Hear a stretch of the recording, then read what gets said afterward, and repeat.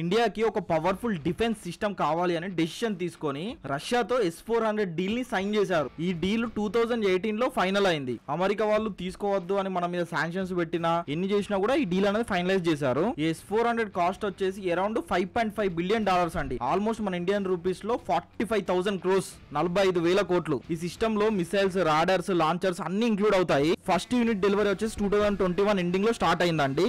ఇంకొన్ని 2023 లో వచ్చాయి.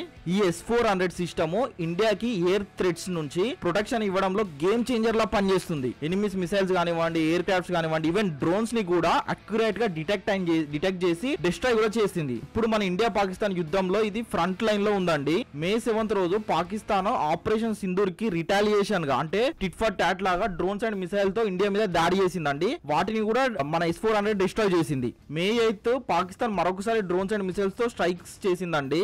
ఇండియన్ అథారిటీస్ చెప్పారు S-400 సిస్టమ్ వల్ల ఈ అటాక్స్ కూడా ఫెయిల్ అయ్యాయి. S-400 సిస్టమ్ 600 కిలోమీటర్స్ రేంజ్ లో ఏరియల్ థ్రెట్స్ ని డిటెక్ట్ చేస్తాయి. 400 కిలోమీటర్లో టార్గెట్స్ ని డిస్ట్రాయ్ చేయగలవు. ఫైటర్ జెట్స్ కానివ్వండి, బలాస్టిక్ మిసైల్స్ కానివ్వండి, డ్రోన్స్ కానివ్వండి, అన్నిటికీ కౌంటర్ ఇవ్వడంలో ఇది చాలా ఎక్స్పర్ట్ అండి. ఇప్పుడు మన ఇండియాకి ఈ వార్ లో స్ట్రాంగ్ ఏరియల్ షీల్డ్ ఉందండి.